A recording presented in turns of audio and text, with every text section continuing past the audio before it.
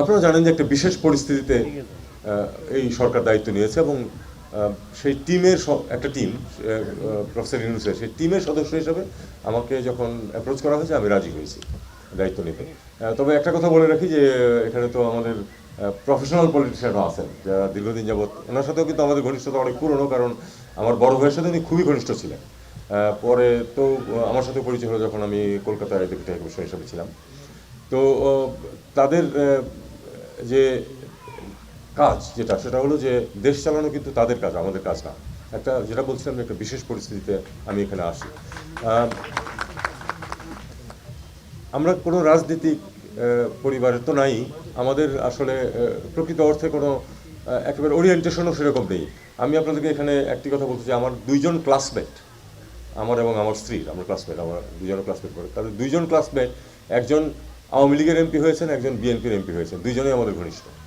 তো কারণ আমাদের জন্য এটা কোনো সমস্যা না, কে কোন রাজনীতি করলো তাতে কিছু আসে যায় না। আমি রাজনীতি করি নাই কোনোদিন, আমার পরিবারের কেউই করে নাই, কিন্তু আমরা জানি যে দেশ চালানোর কাজ রাজনীতিবিদদেরই। একটা পরিস্থিতি উদ্ভব হয়েছে যখন আসলে উপায় ছিল না বলে কিন্তু এই সরকার দায়িত্ব নিয়েছে এবং তার মধ্যে আমরা আছি। আমি যখনই কোনোখানে ঘরোয়া পরিবেশে যাই আমি বলি যে আমি আসলে অপেক্ষা করছি যে কখন এই দায়িত্ব শেষ করে আমি আমার পুরনো অবস্থানে ফিরে যেতে পারবো, যে অবস্থানে আমি খুব কমফোর্টেবল ছিলাম।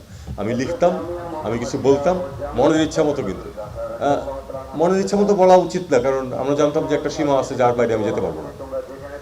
আমি বিশ্বাস করি এবং আমি খুব আনন্দিত যে সীমাটা কিন্তু মোটামুটি আমরা তুলে দিতে পেরেছি। আপনারা ইউটিউব যদি দেখেন দেখবেন যে যে ভাষায় এই সরকারকে সমালোচনা করা হচ্ছে এটা আমরা বহুদিন দেখিনি।